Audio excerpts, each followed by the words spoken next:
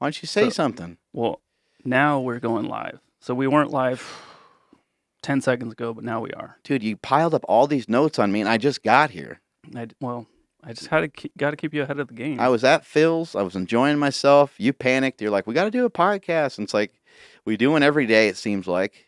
Sometimes twice a day. Mm-hmm. I don't know what this new schedule is that you got me going on, but it's not working for me. I don't even know what half this stuff says. Actually, now that I look at it, I think I wrote most of this. Or maybe all of it. Yeah. Did you spell check, though? No, just a pencil. Rough draft, final draft? You know, for some reason, it's real rough. For some reason, I never have a pencil sharpener, but I like to write in pencil. Mm-hmm. And so everything's just super, like, light. Sharpening a pencil never even really works. You, like, sharpen it, and then if you sharpen it too much, then it breaks. I mean, there's all kinds of... There's a fine line, and you got to get right up to that line. There's that Will Smith situation. Remember, he sharpens the pencil too much, and he pokes right through the paper. I think it's Men in Black. Yeah. Sliding that chair across the room, all it's loud. all loud. You want a piece of this? No? All right, cool. Mm-hmm. And then he breaks the pencil, and he tries to hold it together still to make it look like a full pencil. It's amazing. All right, this is Mark Bell's Power Project, and the price of admission is free. And thank you guys for tuning in.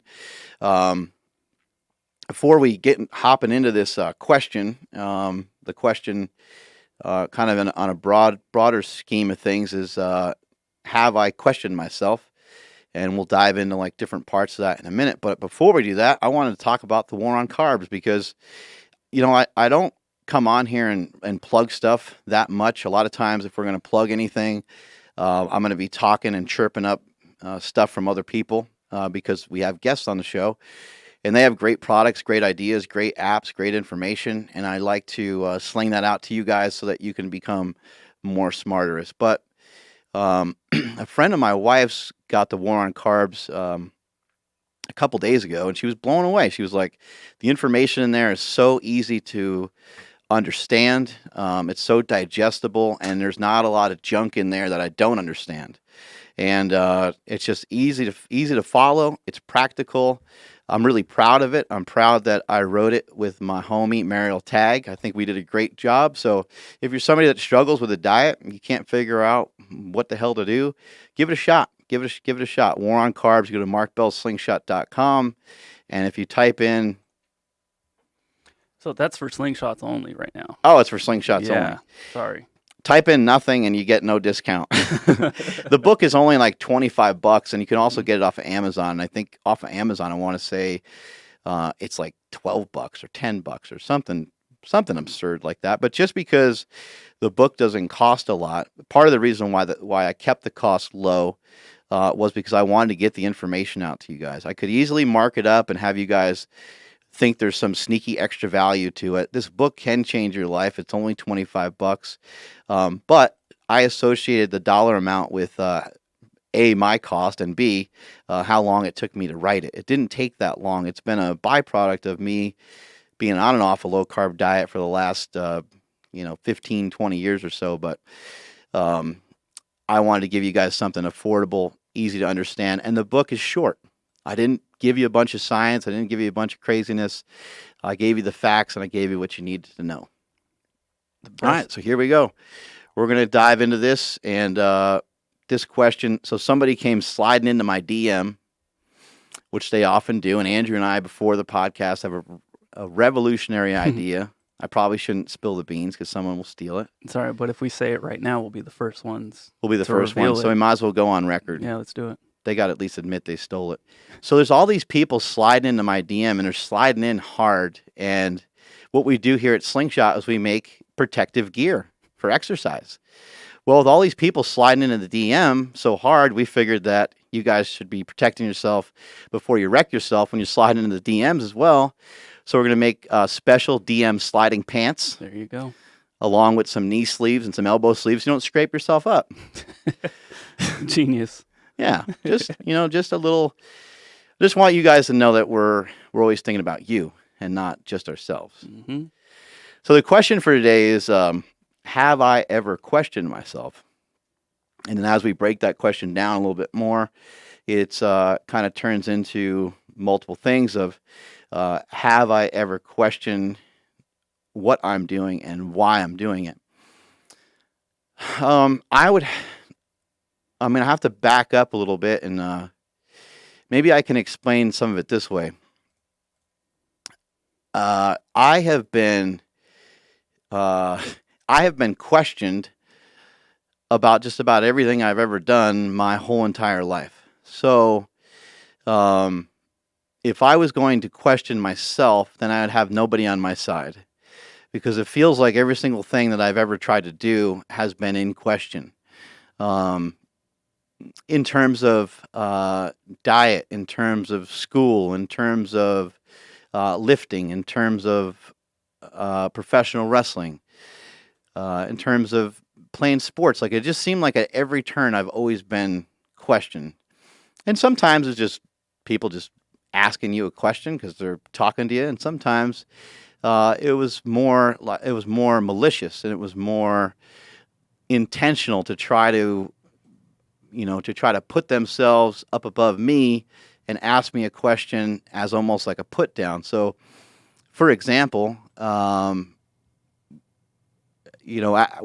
my powerlifting career started to grow and I started to become a better lifter, and as I got to be, 250 pounds, 260 pounds, 270 pounds, and you climb my way all the way up to 330 pounds, I'd get the question often, hey, you know, no one would ask me like what I lifted. This is like kind of more family slash friends, people we associate with. Not even always just family, but just sometimes people that you run into. The first question they'd ask is they'd say, "You make any money doing that?" And so, and then even when it came to professional wrestling and powerlifting, both of them, can't you get hurt doing that? It was always like I don't think they really wanted to know the answer. I don't think they were even looking for an answer. I think it was a way of like, hey, what you're doing sounds kind of dumb, sounds kind of stupid. And so I think that I've always been kind of lumped into some of that. When I was in school, I couldn't do certain things because, well, I shouldn't say I couldn't do certain things. I probably could have done certain things if I was walked through the process a little slower. It's because I just had a hard time learning. I had a hard time reading. When it comes to reading comprehension, I really have a hard time. Even today, if you told me, hey, pick out these 3 things that you got from this paragraph, I'd just crumple up the paper and probably hit you in the face with it. It's just hard for me. Who knows why? I'm good at bench pressing. I'm not good at reading. I don't know. I don't know what genetics that came from or how it happened, but that's what happened. That's the way it is. And when I was in school, I didn't have to play an instrument. When I was in school, I didn't have to take a language. I mean, it's a requirement of all kids. There's certain books you read. There's certain languages that you're supposed to take. At least that's what was going on in New York at the time that I grew up and went to school. And I didn't have to do some of these things. So even things like that, somebody would see my report card, or somebody would just in talking to friends and talking to other people, they'd say, "Oh, what'd you take? French, Italian?" And I'd say, "No, I didn't take anything." And right away they're like, "Oh, well, you're fucking stupid. You didn't take an instrument." I want to say also too, I want to follow that up with, I don't feel like bullied or anything. I don't feel that I'm in that category that way. I think, luckily for me, I had enough things to lean on to where none of that stuff ever really mattered to me. I would say that, and this is a bad analogy, especially because of what has happened more recently. But in some way, a lot of this stuff was kind of arming me. A lot of this stuff was kind of making me stronger. It wasn't making me weaker, because it was like giving me ammunition. Like a football team, a football coach will take the words said by, let's say the Jets, my favorite team. They always suck, and this has happened before. The Jets are playing the Patriots, and the Jets in this one particular case, the Jets were actually really good this particular year, and the Patriots were having some tough times, and they were going through some struggles. The Jets and Patriots play each other twice every year. The Jets, no matter how bad they are, a lot of times they do pretty well against the Patriots, but they still always lose. And one of the guys from the Jets said, "Oh, the Patriots, they're right for the picking. Like we should be able to beat them because they're struggling. They have these ups and these downs." And Tom Brady, totally out of character for Tom Brady, he went on a podcast or a radio show, and he went off. He was like, "I hate the Jets." He's like, "And they will not beat me no matter what." It's like they kind of like woke him up, right? So he had this ammunition from something negative, and he turned it into fuel. And I think I've always been able to do that. And I think that a lot of that came with having a foundation and having substantial things to lean on. Obviously, I've talked many times about my parents. I have wonderful parents that were always there and always supportive. Even like my mom would say kind of weird stuff to me now that I think back about school. Like I'd get a bad grade or something would happen, and maybe she was too protective. Like maybe she should have just said, "Hey, we should figure out to get you help so you can get a better grade because you should have better grades. You should know this material, right?" But she would just say, she's like, that teacher's not smarter than you. She'd be like, you're smarter than that teacher. She's like, so what? You got a D in like whatever it is, or she kind of like downplayed it a lot. So the comments kind of reminded me of some of those grades and stuff, and they deflected off of me. Now, luckily, I'm also fortunate to grow up with two older brothers, and to see the different things they did, to see how they interacted with my parents, to see their coping skills and lack of coping skills. I would notice that my brothers would get in trouble, and they just had a harder time, a harder life, basically, anytime they stirred the pot. So I learned at a young age, okay, note number one, don't stir the pot. Don't be too loud. Don't talk at a turn. Don't be rude. Be nice to people. Fly under the radar. And when the time's right, I can open up and do my thing. And that's kind of what I've always done. And so, there's many years that went by of me just not having money, but I was also never like totally broke. I also had some support of my parents. When I met my wife was the breadwinner for the family. She made the dough. She made the money. She brought home the bacon. And so, there's other people that aren't as fortunate. There's other people that have had to, kind of live in their car for a few nights and these different things. My parents, they would never allow anything like that to happen. The only way that would happen is if I wasn't communicating with them in some way. So I think these things are important to talk about. Most people don't ever talk about how they've gotten help, but my parents have been very supportive.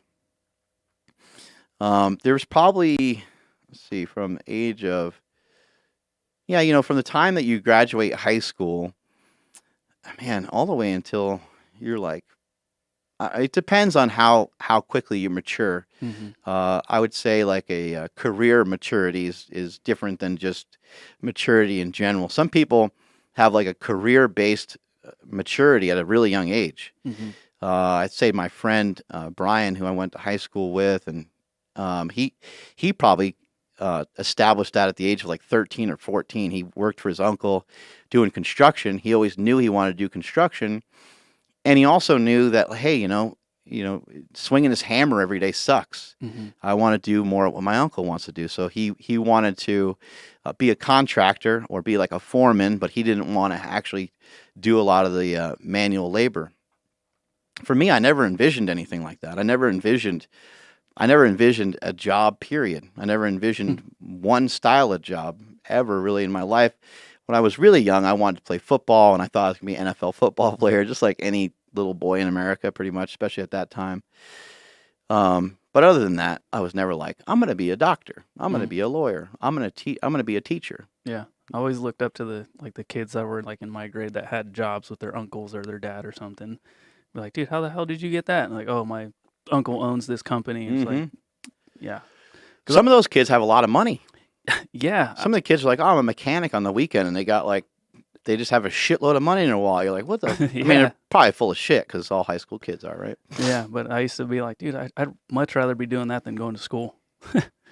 Probably not the best mindset, but Yeah. shit, dude, they had not what I wanted, but they just seemed to like have cooler shit and always were able to do stuff that I couldn't.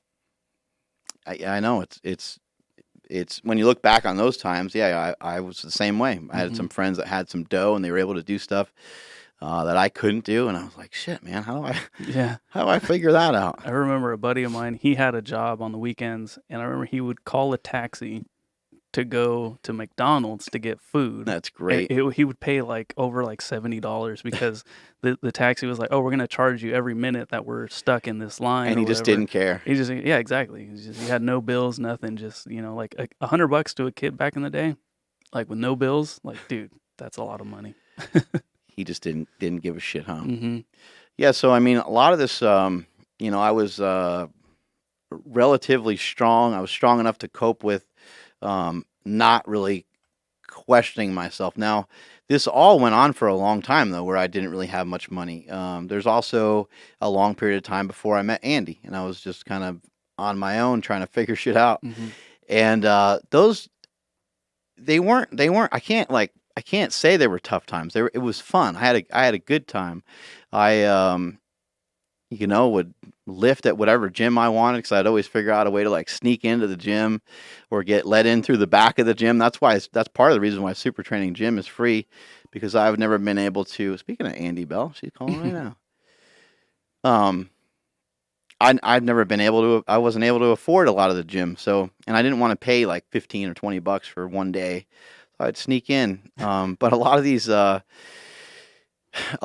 things didn't really deter me from, kind of moving forward with my dreams. I guess I've always been I've always had big dreams, and on the side of that, which is probably quite interesting to a lot of people, is I also never envisioned the work for it. I just envisioned the dream itself.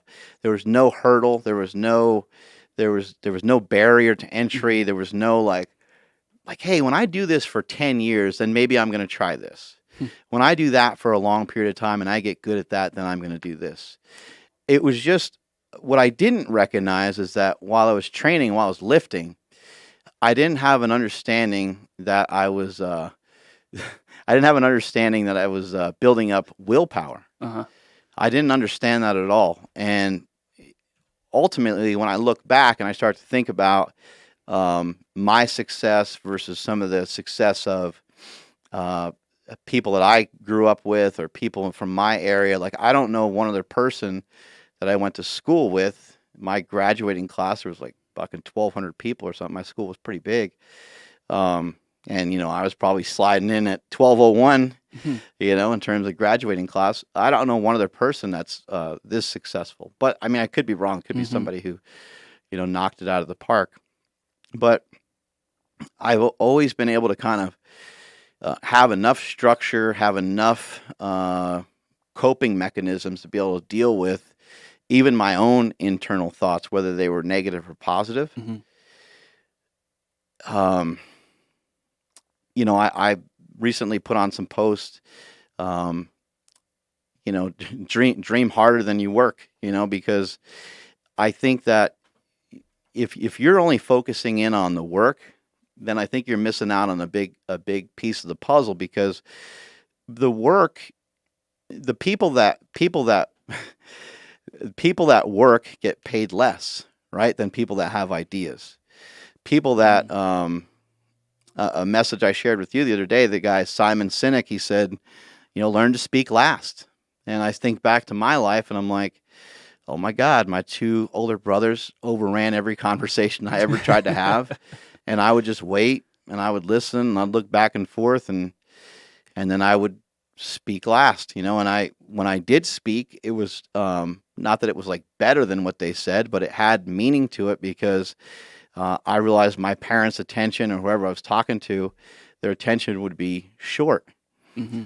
And so it's something that I learned over a long period of time. But if you don't work on building your willpower, you'll never have a chance to really do anything. People aren't buying slingshots and knee sleeves and wrist wraps and all these things. Um, they're not buying into what I'm doing. They're buying into why I'm doing it. Is the stronger part of the entire message. And when they see, it starts to at some point become undeniable. My brother's a great example of that. He continues to get in better and better shape, and I'm sure there's a lot of people in the beginning that were like, oh, you know what? He still kind of looks fat. Oh, so what? He's a year sober. Big deal. A lot of people do that, and they go right back to the bottle. They go right back to this or that, and then they look and they're like, oh shit, okay, Still going. Hey, he's 2 years sober. Okay, he's 3 years, and so on. And now you look at his Instagram and you're like, holy shit, man, he's starting to look pretty fucking good. Like, not just good for somebody that used to be overweight and addicted to drugs, starting to look good, period, right? And he's starting to get stronger. He did a 500-pound trap bar deadlift for 5 reps the other day. Shit. At some point, all these things start to be undeniable. And for me, I'm really fortunate that lifting happened at such a young age because it was a talent. It was something that I could always lean on. The period of time that I think a lot of people go through where they really struggle and they start to have, they start to get depressed. They start to get, I don't know, they start to just kind of run into, being depressed and being worried about what this person's and that person's doing. That doesn't really happen that much when you're older, although it can happen. But you'll notice, like a guy that's like 50 years old, he might just fart in front of a bunch of strangers and not care, right? Yeah. It happened in Costco the other day. Yeah, right. It's just like you just get to a certain age where you're like, you know what, this is bodily function. And if other people can't handle it, maybe you're not going to do that everywhere all the time. But just as you get older, you kind of let your guard down. Yeah. And I know that's happened a lot for my wife, not that she's farting on everybody, but I know that's happened for her where men and women have, I never want to try to just say it's on one side, but men and women obviously have body image issues, but I think women deal with it in a different way. And I think it's a little stronger the way that they're scrutinized in our society here in America. And I think for her, as she's gotten older, she's like, you know what? Like, I do feel good about my body. I do, like, this does feel good. This does feel right to me. And not worried, not comparing herself against somebody else. So when you start when you start to not believe in yourself, I think a lot of it has to do with comparing yourself to other people. Because if you're just thinking about where you are, let's say you're 25 and you just lost your job. Could be devastating, right? Or let's say you're 35 and you just got divorced. All those things can be really devastating. But have other people been divorced before? Have other people lost their job before? They have. So if you start to doubt yourself, it's probably because you're holding in high regard what you think success is, what you think being great is, what you think that you need to reach for. Whatever Instagram tells you is great. Yeah, and ultimately you probably don't really need any of those things anyway. And so for me, questioning myself hasn't really happened a lot. Have I questioned, what I'm doing and why? That has factored in a little bit, but by answering the first question, no, then the second question matters a lot less because in general, I haven't really sat there and been like, I wonder if I made the right decision. In terms of like letting people go here from Slingshot and from super training, like all those decisions suck, but I don't sit around and think about them in those terms. It's just what I feel is best for me, my family, the company at that particular moment is something that I have to move forward with. There are definitely times, I've talked about, being in my van before and both my kids were crying. I punched the horn and the steering wheel and that's where the horn was. And so the horn just stayed on and it went, it wasn't even like it wasn't even like it beeped strongly down the road. It was like Mhm. it was like Oh making all this, no. yeah, making all these weird noises. And as I got into, um, you know, just driving around town and stuff, the thing would periodically, you know, beep and go off and all kinds of things like that. And so definitely had frustrating times. I definitely had some times where um, I was kind of upset about where I was, but at the same time, I was always doing something. And I think that's a big factor. I think that's something that factors in here very heavily because if you are standing still, then that's a lot of time to reflect. Mm. And again, bringing up the divorce, um, bringing up losing your job, bringing up someone passing, bringing up any of these things. If you are sitting still, then you're going to think. That's when a lot of thinking is going to occur. Now, you can use that positively and you can use it negatively. There's going to be times in your life where it's probably better off that you don't think a lot. Yeah. You're probably better off not viewing other people's Instagram. You're probably like if you're sensitive, if you're just, I mean, look, you know, guys don't talk about it a lot, but whether you're male or female, you got your ups and downs, right? And as a guy, there's scientific proof that guys have similar hormonal imbalances once a month, just like women do. And if you're in that rhythm where a certain song hits and you're in tears over it, because sometimes shit like that happens, dudes won't admit it. Everybody listening right now, they're like, that doesn't happen to me. No, not at all. If you're like that, then why go to social media and dig up? I mean, a lot of times you're like looking for it. You're trying to dig up something that hurts. Like, who the fuck knows why, right? But you're like, if you took a photo or something, you're gonna be like, oh, I'm gonna check this out. You're not looking for positive comments. You're hunting for the negative for whatever reason, and you're already not feeling great about yourself. And that's when you really start to question yourself. Yeah, if you look hard enough, you're gonna find it. But you said that you always dreamed big. Did you have a specific dream early on? Like, was it just I just want to be rich? Like, that's kind of a weird thing to do. But like, was there something specific? Yeah, when I was a kid, there used to be, and I don't know why I should actually look into why this building was even there in the first place. I don't even know if I don't know if it's still there. But the county that I grew up in is called Dutchess County.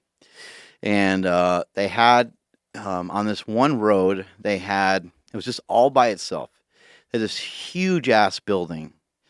And I don't remember what it was to begin with, but I think it was supposed to be maybe like one of those Renaissance, like entertaining type things or something like that. And then it turned into like a racquetball gym thing. Anyway, this building looked like a castle.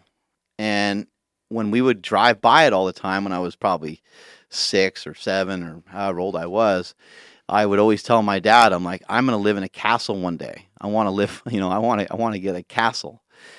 And so I was always like, it was more like it was, and in terms of like a dream, like actually like dreaming, I did have a dream that changed everything kind of forever, but it was more of like a vision. I always wanted to like live well. For whatever reason, I always kind of had a taste for expensive things. I appreciate and like expensive things better than I like something cheap. If you were to line up a bunch of coffees up here and you blindfolded me and I tasted each one, I'm pretty damn sure I would pick out the most expensive one without knowing where it came from. And the same thing goes with wine. I'm not snobby that way, or at least I don't think I am. But I like things to be nice. I like convenience. So I had to match up some of the things that I wanted out of convenience. Had to match that up with the goals that I had. I had to match that up with my personality. I had to match it up with everything because I'm like, well, if I like these things, then I know that my life will be more fun. It'll be better. It'll be more relaxed if I actually work towards these things. And so that's what I spent a long time doing.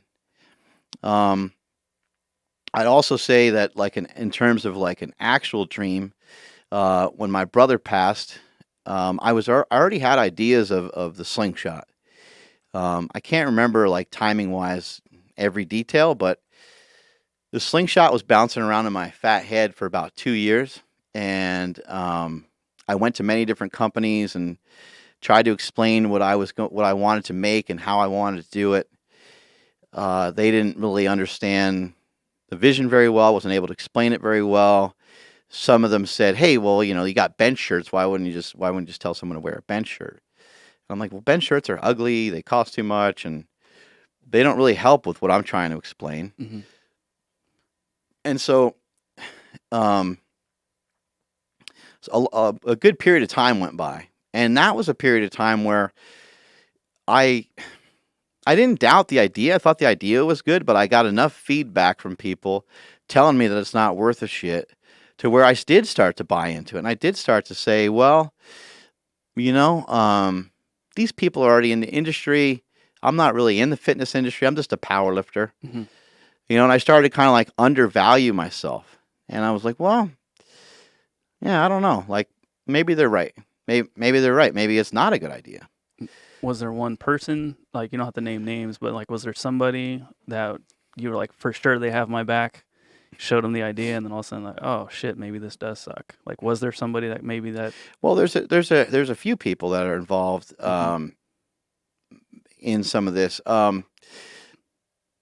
The there's pre-existing powerlifting manufacturers now that are out there, and I went to every single one of them. Mm-hmm. One in particular was Titan. Another one was Elite, and I went to a few. I went to a few other people. The weird thing was in going to Elite, EliteFTS.com. My buddy Dave Tate, he and I are still friends.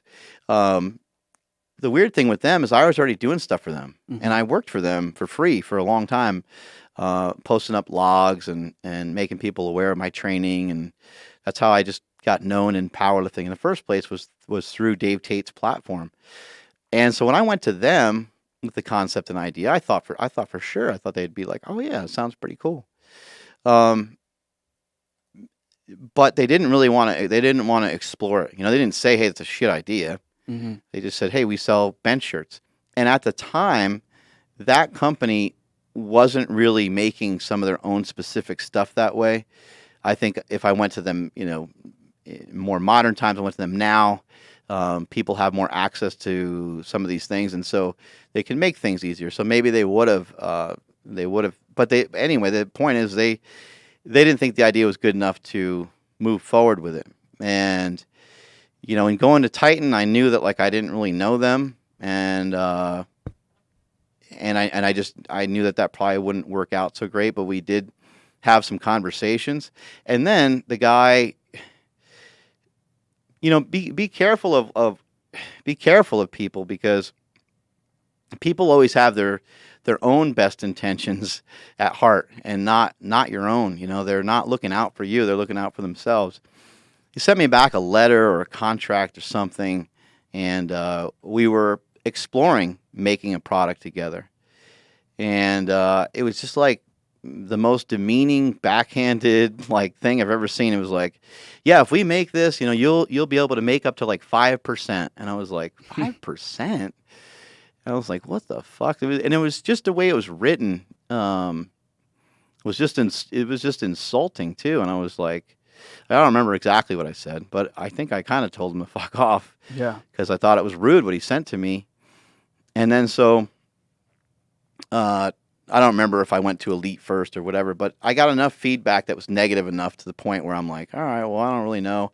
I'm driving around these crappy cars. I'd have one car overheat and the next car overheat, and this happened and that happened time and time again. Many frustrations that many people face.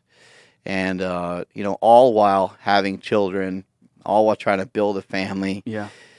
And then some things started to kind of turn around. My wife and I started to work on Power Magazine, and some things started to make more sense. Even before Power Magazine, did you ever kind of, when you're questioning yourself or trying to figure out if all these people were right or wrong, whatever, did you ever think like, shit, maybe I should just stop with all this nonsense and go get a job, like a real clock in and out job?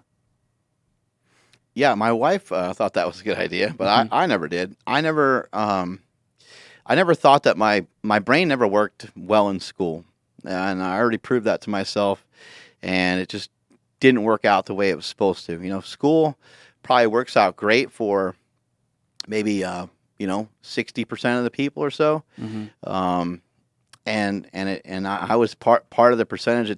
I mean, school doesn't even work great for people that are really smart either. Yeah. People that are really slow or people that are really smart. That whatever percentage of people that is, it doesn't work great for, but it works pretty good for all those people in the middle.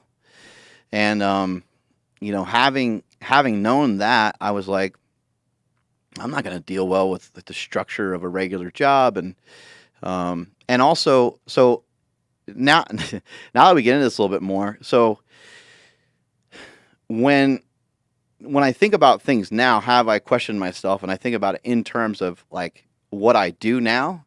No, I haven't really questioned myself, because I think for whatever reason I've known for a really long time, and I say it all the time, is that I was put on this earth to make the world a better place to live, and I feel really strongly about that. I feel that the message that I'm about to share with my brother and myself and us combining together on making another film.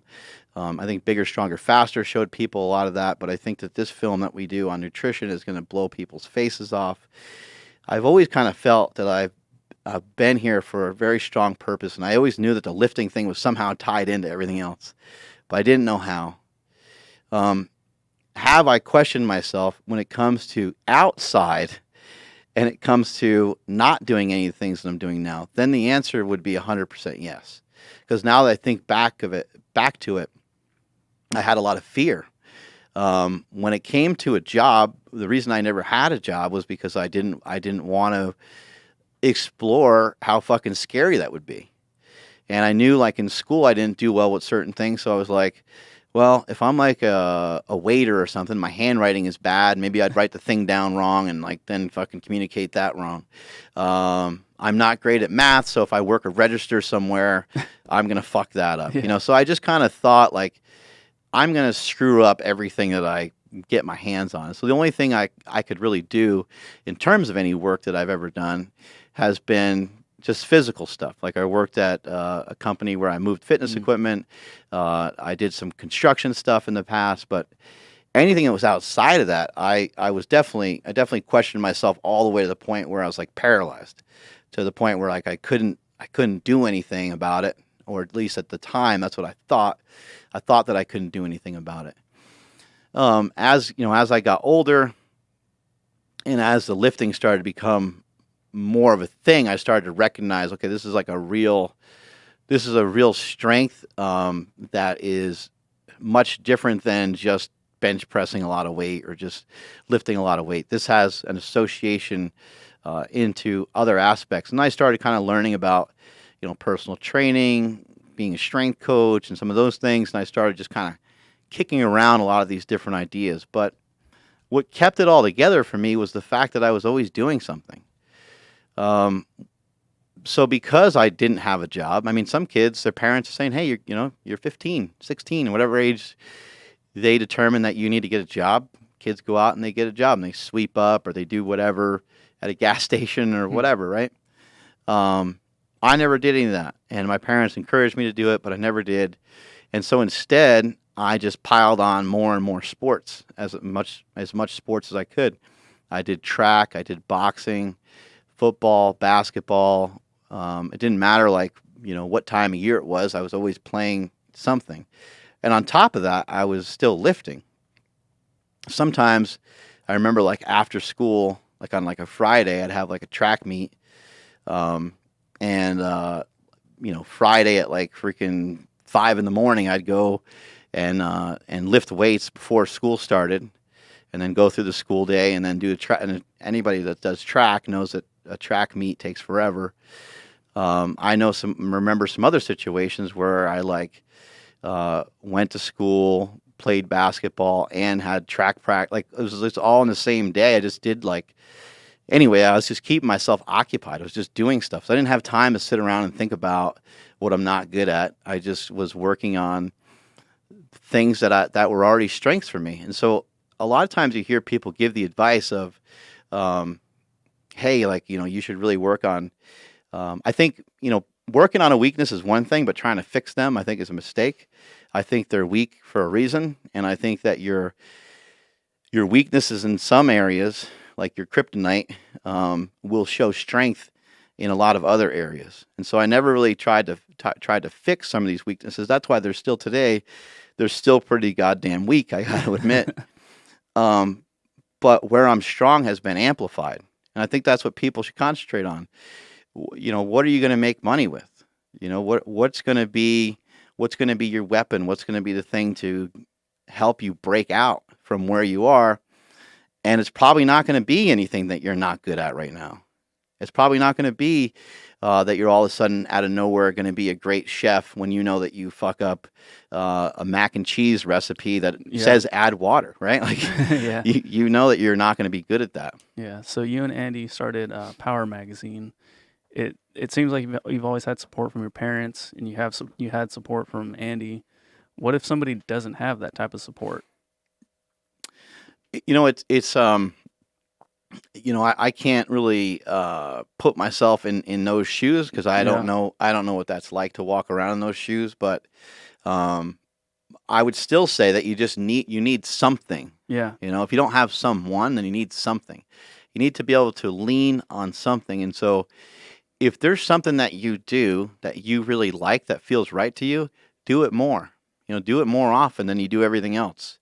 If you like to lift weights, then do it more often than all the shit that you hate. If you like to play music, then fucking play music. Like, don't worry about what your parents say. Don't worry about what your friends say.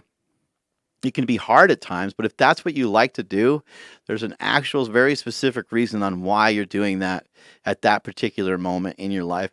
It might not ever turn into anything necessarily, but it could turn into something huge. And those pieces of the puzzle, you won't be able to connect them, and you won't be able to have a puzzle that looks like anything until way later in life. But life is very cyclical. It's just a big giant circle.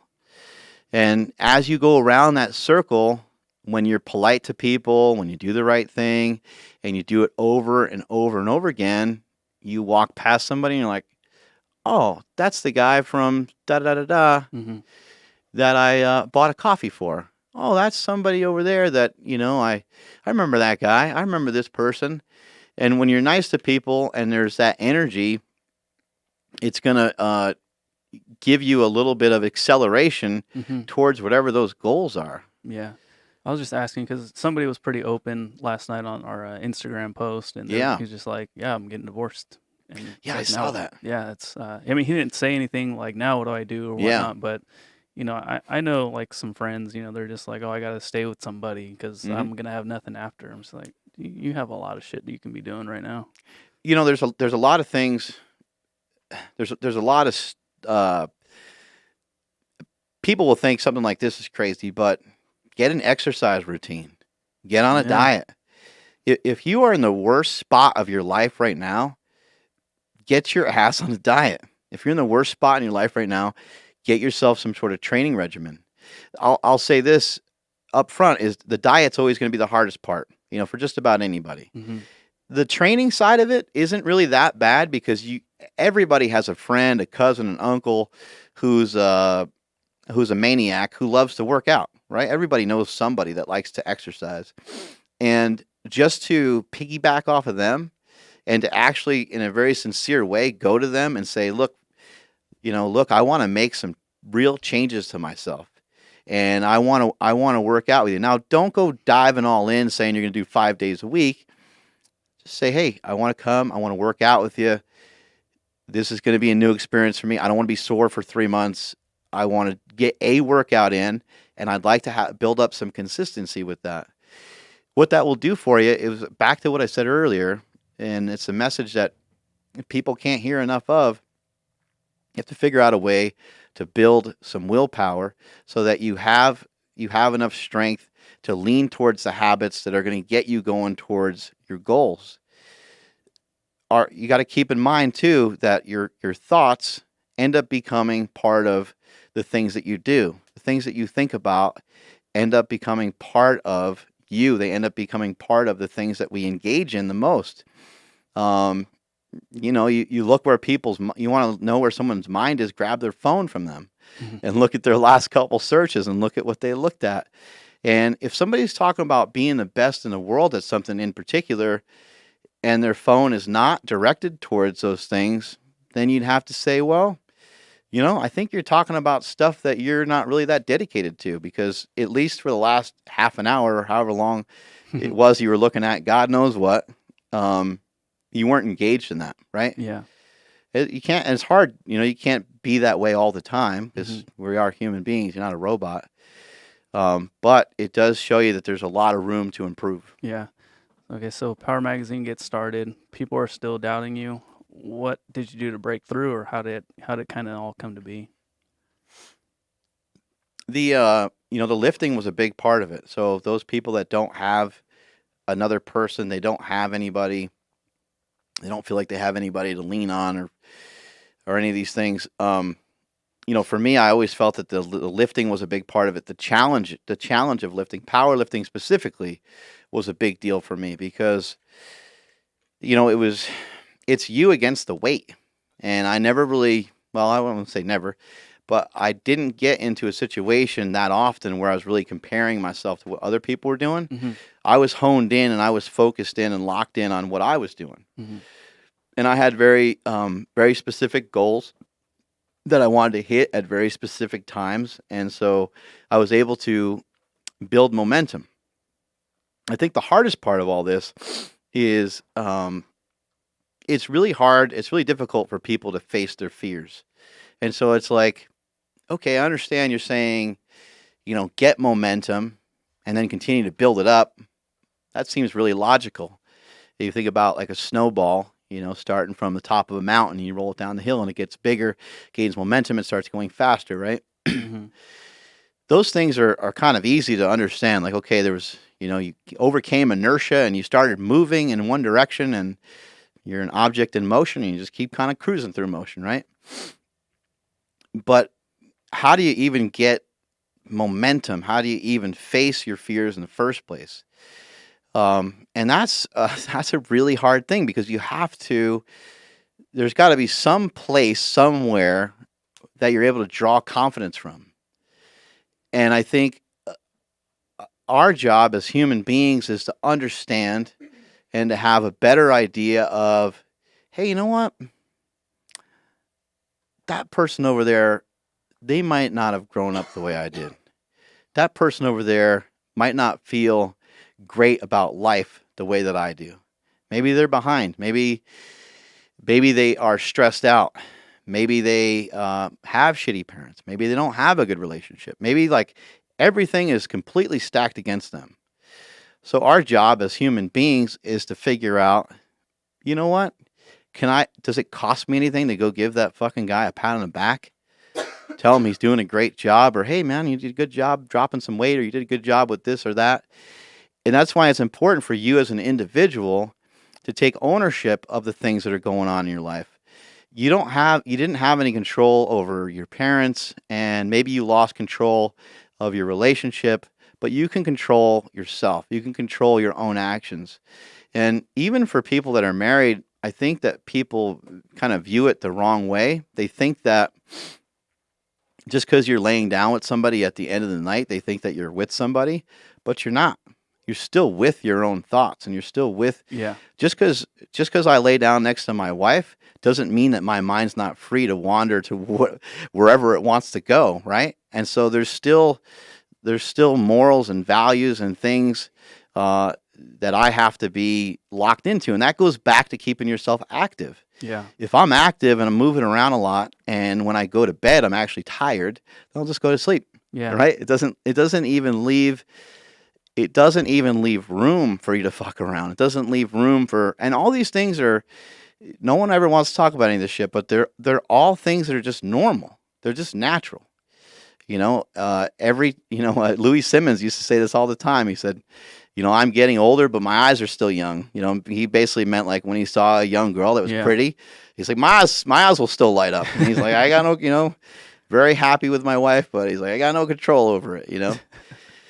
And I think if other people are being honest, I think they feel the same way. And how do you get momentum? How do you get moving in the right direction?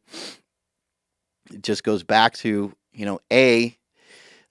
just as human beings, let's try to pick each other up, because there are people that don't have those same situations. That guy that said he was getting divorced, he said he's been really motivated by some of the messages that we're sharing here on the Power Project and some of the stuff that's been coming from Super Training Gym. Mm-hmm. Nobody does it by themselves. Nobody's out there really doing anything on their own. It's always with other people. It's always in conjunction with other people. There's always other people involved.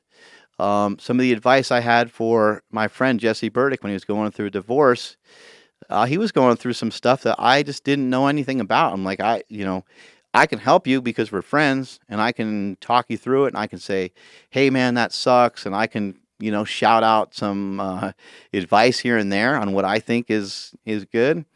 But really, an important thing is you're going to have to figure out, because I don't live near him, you got to figure out how to surround yourself with some good people. And if you feel like there's really no one to talk to, there's always options. You can go to a therapist, which people are always against, but I think it could be really valuable. Another thing that you can do is you can go to a church.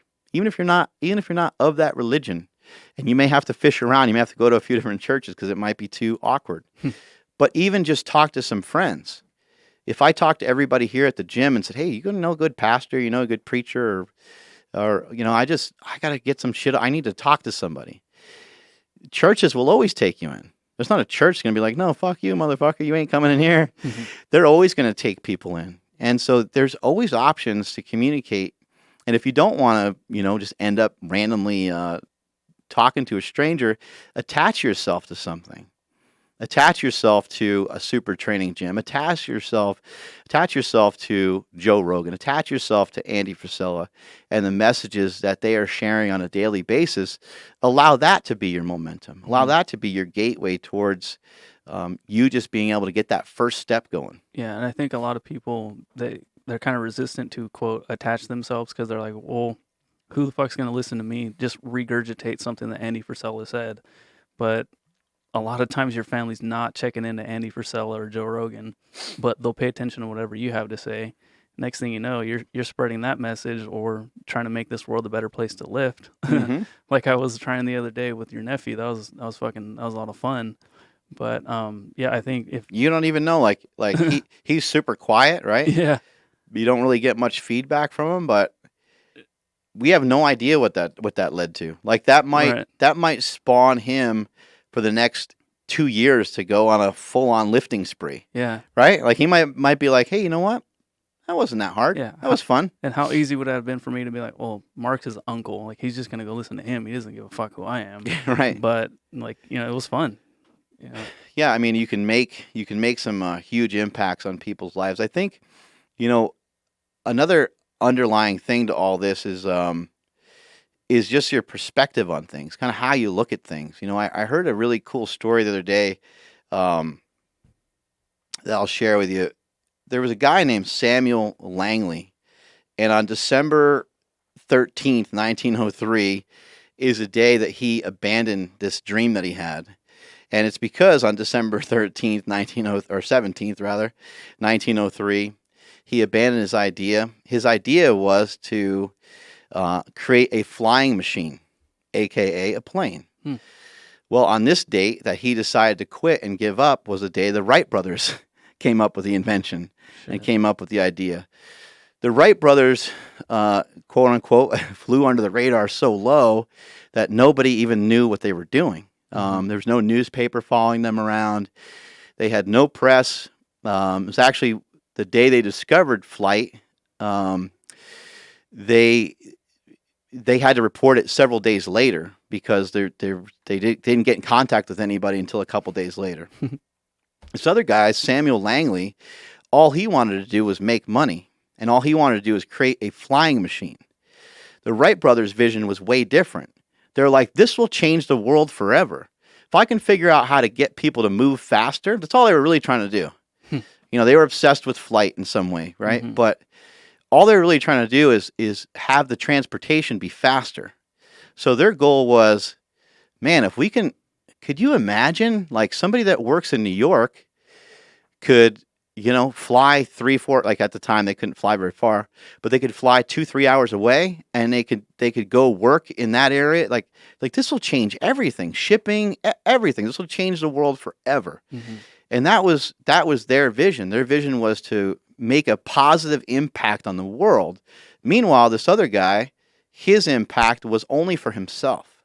His impact was only, I want to reap the benefits of creating this machine and being first. Now, why the fuck did he give up, too? Why did he give up? Like, why did he give up on that date? It's because his heart wasn't in the right place. If his heart was in the right place, he can be like, fuck the Wright brothers. I can do way better than that. Because you don't have to be first. You just have to be better. You look at, I mentioned this on the podcast before, you look at MySpace and then Facebook came along, right? Mm-hmm. There's always somebody that comes after somebody. And as big and as powerful as Nike has been for so long, when Nike, there'll be a point where that ain't around anymore and something else is going on, and Under Armour and so on. And all these different things that build up into these huge juggernauts. You don't have to always be first. It helps. It's kind of great to be first. I was first with a lot of things to market in the fitness industry, and it makes me feel good. And it can make you a pioneer, right? But it matters. It matters where it comes from. SBD, the guy that runs SBD, nobody even knows who he is. Nobody knows his name. He's just trying to make money in the industry, which is totally fine. He makes good products. I can admit that. I've been making products for the last almost 10 years. He makes good products. He's in it for a much different reason than I'm in it for. He got into it for a much different reason than I got into it for. He got into it because he saw an opportunity. I got into it because I fucked myself up lifting heavy-ass weights, and I don't want to see other people do the same thing. Yeah. That makes a ton of sense. I was actually talking to it's weird, a photographer slid into my DMs. I'm going to have to get him some sliding shorts. Man, these people. Yeah, but... sliding in unprotected. Yeah. Shoot. That ain't good. Long story short, I just told him, like, look, dude, like, he just asked me how I got to be where I am. I was like, dude, I truly felt that my photos would one day change the world. I was like, so when I had that mindset, I didn't give a fuck what I was getting paid. Because that's what he was asking me. He's like, how, like, wrapping my head around money is so hard. I'm like, don't worry about the money right now. Well, and when you have that mindset of, this is going to change the world, you might take some weird photo that no one else have ever thought of. Yeah. Because your vision is so different. Your intention is so different. There's a lot of, people use the term like starving artist, Yeah. I think there's a lot of, entrepreneur is just such a weird word. It's hard for me to even spit it out just because everyone claims they're an entrepreneur, but they haven't really started anything yet. So, but there's a lot of almost like starving inventors as well. There's people that are trying to make products and trying to create products that they just can't figure out. It's a lot different than just taking some t-shirt blank and putting a logo on it. Yeah. There's a lot more that goes into it when you're trying to create or invent something. You're like, oh my God, where do I even just think about like if you were to make a shoe, like where the fuck do you start with making a shoe? Yeah. Where do you start with creating a book? Like we did this on our own. We did it ourselves. We don't have a giant printer here. We didn't physically do it ourselves, but we found people that could do it, right? So, people face peaks and valleys. You lost your brother in the middle of all of this. How the fuck did you stay positive, or not necessarily stay positive, but just how'd you keep pushing forward? Yeah, my brother passing was actually a huge motivator. It actually just launched me forward. The interesting part about that is it launched me forward and it launched my brother backwards. In some ways, my brother Chris, in some ways it's like, in some ways, like you drop a bomb, right between both of us, right? And I got propelled forward. My brother got shot backwards. My brother, he after my brother passed, he was watching a Yankees game, and my brother loved the Yankees. Mad Dog loved the Yankees. He was a big baseball fan, played baseball growing up, and he was a hell of a baseball player. But my brother's watching it. And my brother just said he just started crying, and he's like, he sat there and questioned himself. He thought to himself, "Oh man, wonder." He was like, "Am I crying because it's the Yankees?" And then he thought about it more, and he was like, "No." He's like, "I'm crying because this is the first day that I've been sober since he died." Mm. And I was like, "Holy shit, man!" Like I didn't even know my brother felt that way. And when he Mhm. was watching this baseball game, it was months after my brother passed, and so I didn't know that that's what happened to him. But for whatever reason in my life, I had a strong enough base to have the coping mechanisms to not let really anything drag me down. Somebody dying is a really crazy thing. It's a really permanent thing. I still have his number in my phone. I never had the guts to delete it. Right, like it's just still there. I still want to call him. I watch football. I watch wrestling, and like, I don't even know how many years it's been. It's been a long time. But I still, when I'm watching some of that stuff, I was like, oh, I'd love to just talk to him, right? And but the reality is it doesn't matter what the fuck happens to you. It just doesn't. It matters to you, and there's things that you have to try to figure out on your own to get yourself moving forward. But you still have to function. You still Mhm. have to work. There's still a lot of things to get to. Just because somebody died doesn't mean you don't have responsibility anymore. Just because you got your foot blown off in a war doesn't mean you don't have, right? Memorial Day just passed. Thanks for all the men and women that have served this country. Really appreciate all of you. Um, just because something happened doesn't mean that you just can turn into a giant piece of shit. I can't, like, when the time comes every year that my brother passed, I can't like go on a bender and like beat my wife. It's still it would still be abuse, right? It would still Yeah. be, it's illegal, right? It's not the right thing to do. It's yeah, you're going to have to pick up the pieces, and there's going to be good times in your life, and there's going to be bad times in your life. I think something that we should all be thankful for is just life itself, just waking up. And it sounds like such a cliche thing, but if you don't view life that way, then how are you ever supposed to have a good time? Right. How are you ever supposed to like live life to its fullest if you don't enjoy just waking up? Like I love waking up every day. I'm not always like in this crazy chipper mood or whatever, but I am excited to start my day. I'm excited to get things going. And when my brother passed, it did drop a big bomb on our family, and it definitely changed a lot of the family dynamics. But it also brought everybody a little bit closer to where we communicate better. You might say to your mom or dad or to your brother or sister, or whoever it is, you might say, "Oh, how you doing?" Right? And it's just it's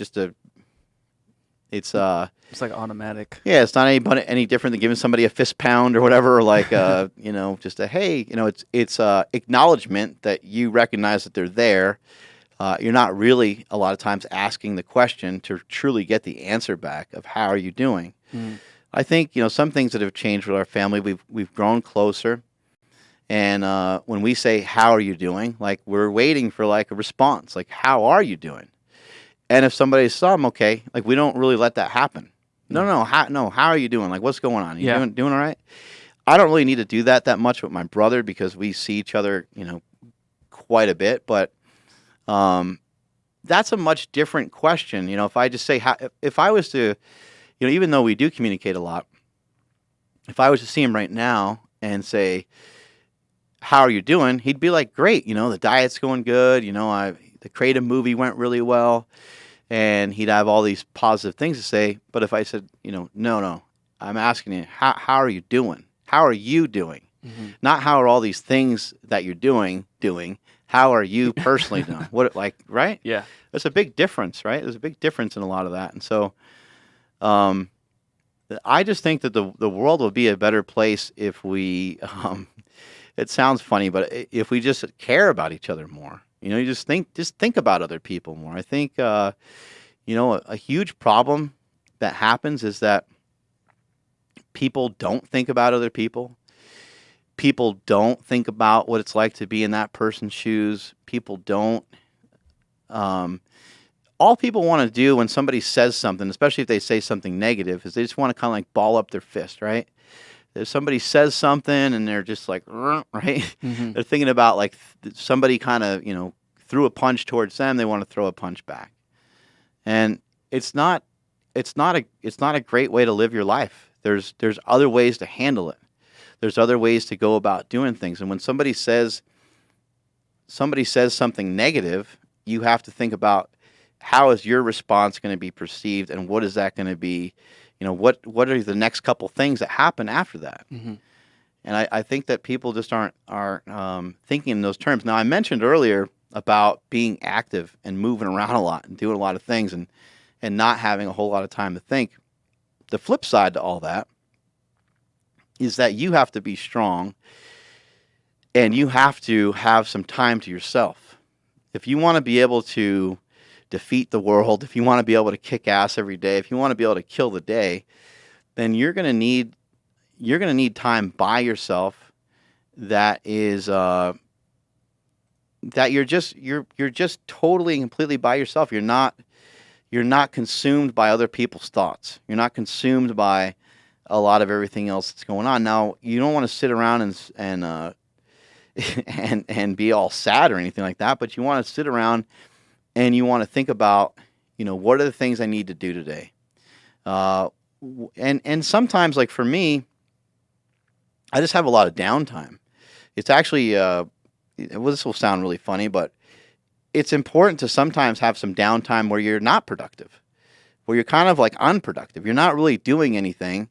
Maybe you're checking that funny meme that a friend sent to you. Maybe but you are trying. You're at least setting out to educate yourself, answer emails, post something, whatever any of those things are. You're still looking to figure out a way to advance yourself. And so for me, with my brother's passing, I think that the family growing stronger together, and me figuring out how am I going to take care of myself. Those things were really really big in me being able to propel forward and to move faster, because those were things that I wasn't doing before. Mm-hmm.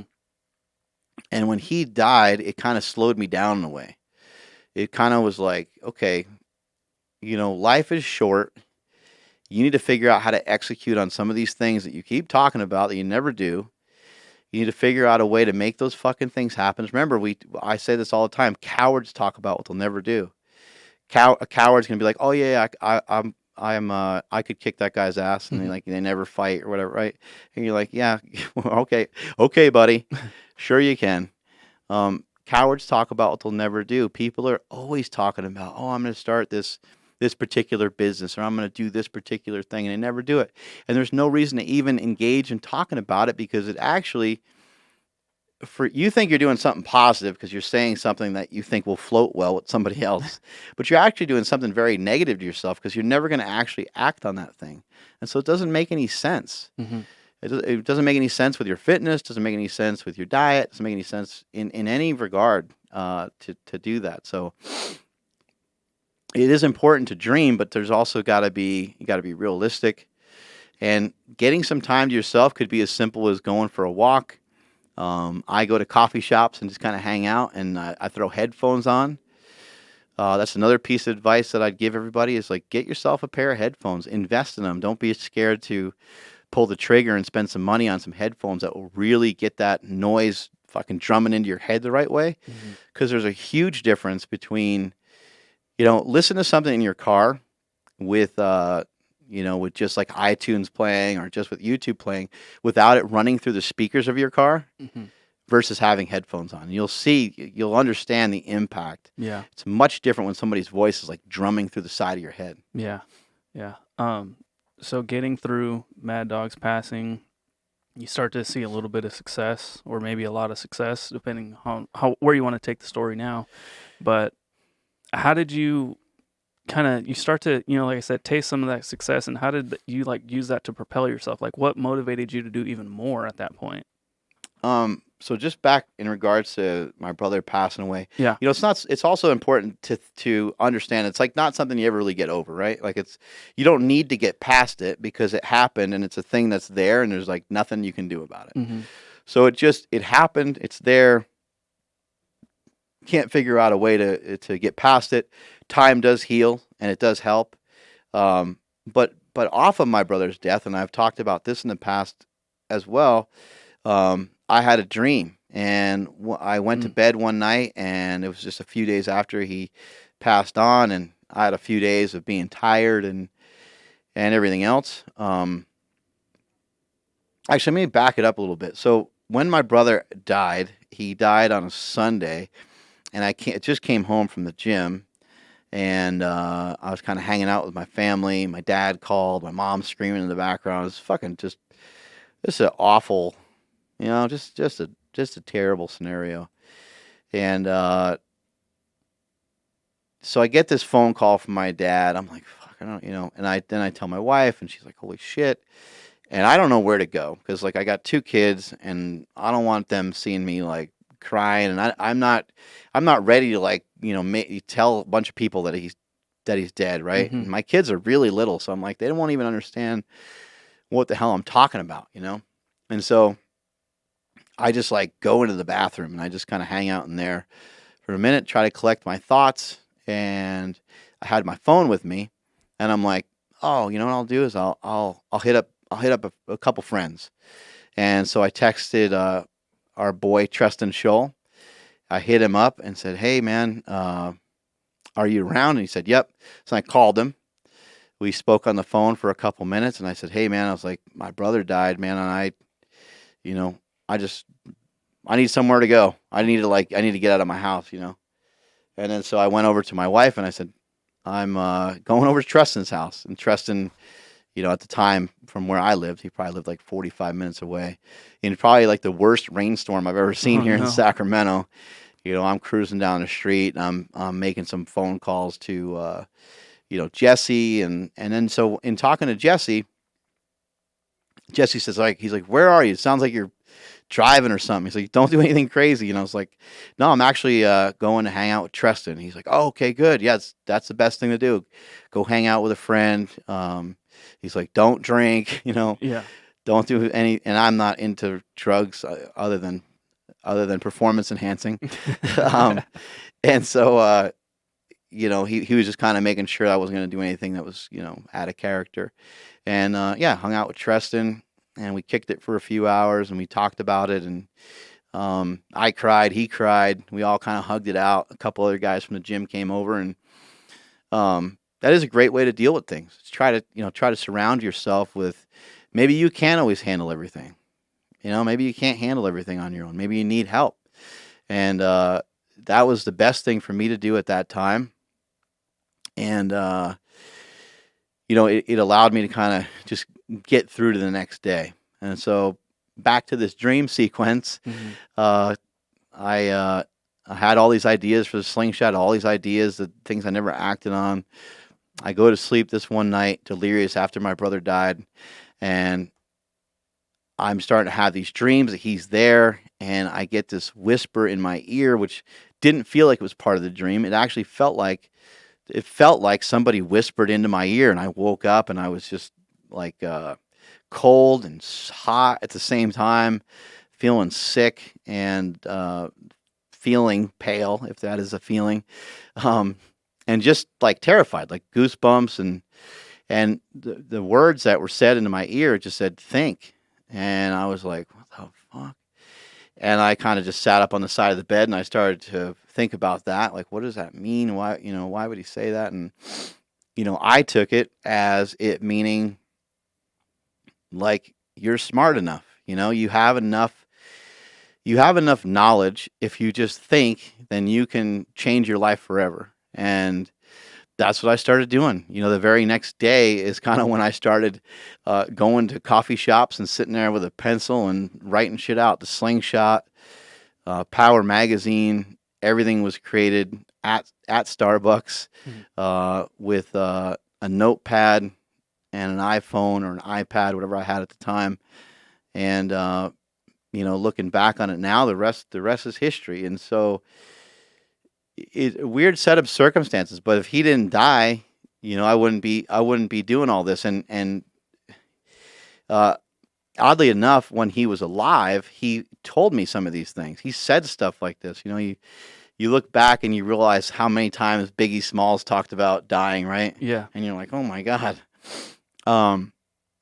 My brother knew he wasn't designed to be here for that long. He knew that he was kind of a loose cannon, and he lived life in the fast lane.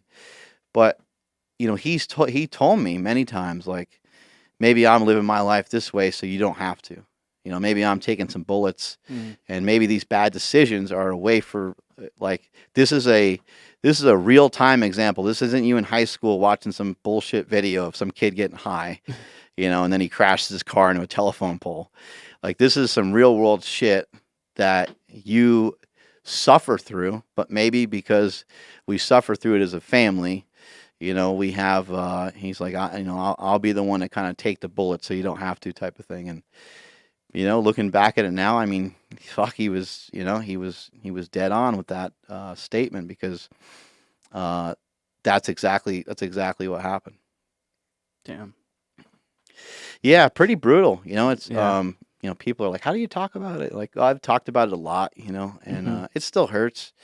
It's still not fun to talk about, but it is exciting for me to talk about because it can help a lot of other people. Right. Yeah. My brother was addicted to drugs, alcohol, kind of anything he could get his hands on. He just had that personality. Whatever, you hear people talk about it all the time. I got an addictive personality. And yeah, he clearly had that. He was also diagnosed as being bipolar. And so I think he was just trying to figure out how he could have his best representation of feeling normal. And he could never find it. He also could never find being happy. And so that there's a big lesson to be learned there. Have I ever questioned myself? Yeah, I have questioned myself, but I've always been pretty happy. How do you figure out how to be happy? That's the real key. That's the key question, is how do you figure out how to be happy? Because there's no greater pinnacle in life than being happy. Think about your favorite photo of your dad, or your favorite photo of your mom, or your favorite, it's usually, the person doesn't have to have this crazy smile going on, but you can see the happiness in their eyes. Being a photographer, Yeah. you can see, for some reason, I don't know why, if somebody doesn't even do anything different with their face, you can see happiness in somebody's eyes, right? Correct. You can see a lot of these things, and figuring out a way to be happy is a way that you can manage all this stuff forever. I remember as a kid, I didn't even understand like stress or depression.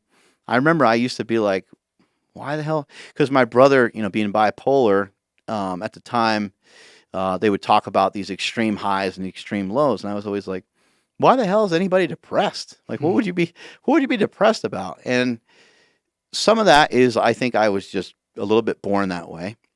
I think me having some weaknesses in school created other strengths, and it created, it was important to me to be funny. So I'm like, well, if I can't be smart, then I gotta be something. Yeah. Where do I fucking fit in? And I didn't have any strength at that time because I was just a little kid. And so that was my way of fitting in. My way of fitting in was, not to solve some fucking math equation. My way of fitting in was to say something funny and off the wall that made people laugh, right?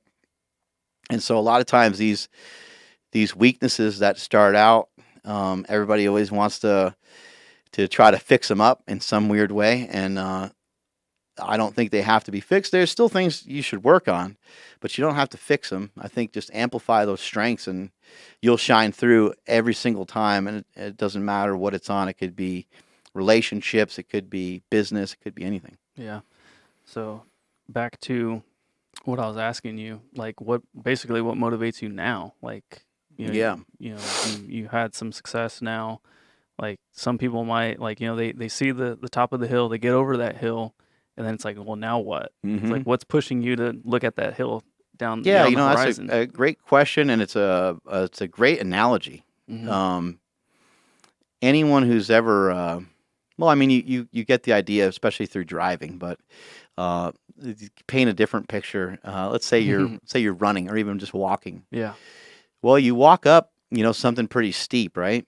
And eventually there's an end to it, right? And you get to the top, and then what do you realize? There's another one. There's another one, right? And so that's where I'm at. What drives me, working makes me happy. Working out makes me happy. Working hard makes me happy. Having intense workouts makes me happy. Only to a certain degree, though. There's people that like to work out way harder than I do. There's people that like to push it way harder than I do. And I don't know if it's because I've done it so long or what the situation is, but I don't like to push it. John Anderson will say, deep water. Like I don't really train that way. I don't train without intentions of how I'm going to get back, because I want to get back, because I want to get back to the dock and I want to get back to shore, so I can recover and so I can feel good. Because if I'm just sitting here going, Andrew, dude, my fucking quads, dude, they are killing me. That's all my concentration. I can't think about anything else. So for me, I like to push it hard, and I like to do these things, and I like to have things in my life that make me happy. The only way I can have those things is to be in control. I think a lot of people spend more time out of control than they do in control. And when you think about these situations that happen in your life, and you think about the passing of a sibling, the passing of a parent, maybe you just had a bad situation happen and you can't stop thinking about it. All these things can be fixed. Not totally fixed. All these things can be assisted and helped and supported by you working on being in more control over the things that you have control over. The littlest things that you let get out of control can amplify themselves times 1,000. Like something like paying a phone bill. Yeah. Who gives a fuck about the phone bill? Right? Like, come on. Andrew, is your heart still beating? You still breathing? Fucking good, man. Who gives a fuck about your phone bill, right? But things like that get amplified because you start to get frustrated. Maybe you get frustrated with your girlfriend, and you're like, I thought you were going to take care of it. She thought and it's making everybody fucking crazy. And what people need to do is they need to take a deep fucking breath, and you slow down, and you say, okay, it's a phone bill. Nobody died, thank God.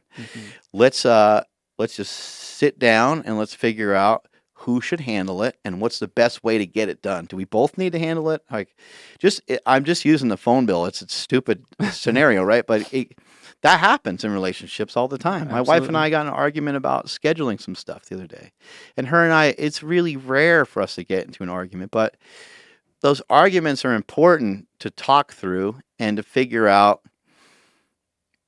It always shows you that there's some sort of breakdown of communication. They say the worst thing with communication is thinking that it ever happened. It's like my favorite quote, because I can be like, Andrew, I told you got to have it.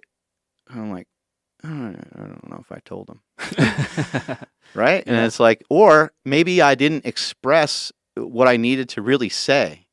Like, hey, it would be great if you got this podcast out ASAP. I really want people to hear it. Well, that's a lot different saying, hey, it's got to be out. It's got to be out Thursday morning by 8 a.m. It has to be up. Right. That's way different, right? In one scenario, I told you exactly what I wanted. In the other scenario, I just said, as soon as possible. Who knows what you have going on in your life? Yeah. So I might have miscommunicated. Now I'm all frustrated. Now I bark at you, and now you're frustrated. We just fucked everything all up because we just didn't communicate about it the right way. And so I think, things like that are really important in your happiness. And going back to my brother, he was not, my mom would think, man, that like she wouldn't be able to hear somebody saying that he wasn't happy, but he wasn't happy. He wasn't happy like overall. He'd be happy day to day. You'd see him smile. He had a really big laugh. He loved to have fun. He loved to tell jokes. He was just funny by nature because he was like wound so tight. He would say something and you'd be like, "What the fuck?" You're like, "Okay," and it would make you laugh. Then he'd be mad and want to beat Oh, your no. ass. I know. He'd be mad and want to, you know, beat your face in over it. But the things that keep me motivated, the things that keep me determined today is that there's more hills, there's more things to climb, there's more things to, and I guess like I feel like having a successful business in the fitness industry is a forever growing and evolving thing. I feel that it's necessary to continue to water this slingshot project. Yeah. And to get more sunlight on it and to make sure that it turns into what it needs to turn into, because it's still not there yet. It's still like maybe about halfway. We're about halfway to where I'd like to see it get to, and then it's possible that things change in the industry, and it's possible that it just kind of like somewhat levels out a little bit, Mhm. which I'm totally fine with because that has to happen at some point. But all that would mean is that I'm on to something else, So Yeah. and that's some of the things I'm working towards right now. I'm working on other things because it's my job as a leader. I'm not just leading. I'm not like, hey, come follow me. I'm like pulling everybody with me in some way. And in order to continue to have the strength and the resources to continue to pull everybody, I got to continue to explore new and different things. I have to continue to look into other things that are going to create more opportunity. And it can't be about me. Remember the situation about Samuel Langley, giving up his dream because the Wright brothers got flight before he did. His heart wasn't in the right place. My heart's got to be in the right place towards this. And my heart is in a place where I want to figure out how to continue to create more opportunities for the people that work here. Little things like we've talked about the YouTube channel. Mm-hmm. I allow the media team to make some money off of the YouTube advertising that we have, and it's hard to really explain because people will be like, oh, what is that, right? Well, it's first of all, it's a nice amount of money, but secondly, I built that motherfucking YouTube channel about 7 or 8 years before any of these guys arrived. So for me to say, hey, you get to do this, there's a very specific reason for that. And the reason is my heart's in the right place. I want to create better opportunities for them. It's not about me. It's not about me saying, oh, well, I'm going to get it $500 or $1,000 or whatever it is every month that I would, pull from there, right? It's about creating opportunities for other people. And how fucking cool would it be if we were all driving around in slinger mobiles? Yeah. I talked on here last time too or a while back about, we have a car service and it's fucking great to use that car service. And sometimes we get, you guys seen the videos on Mhm. Hustlemania. We get shipped around in one of those Sprinter vans, and we get Sphincter van. 6, 7, 8 of us in there at a time. And it looks like we're about to shoot a motherfucking rap video in there, right? Yeah. It's always too cold. Oh, it's freezing in there. And the last time I just took it because I'm like, you know what? I love that we're just wasting resources. And so I just sat there in my t-shirt and just froze the whole time. But that's, I mean, the next trip it would be great. Like if we're on a private jet, like why not? Like why not just keep going? And not just from a company standpoint, not just so we can all enjoy one day. Let's all enjoy the year together. You guys making more money is a great place for that to start. My wife and I invested in a beach house more recently. My wife and I invested in a truck recently. And part of the reason why we invested in these things is to share them. We want to share them with the people that are here.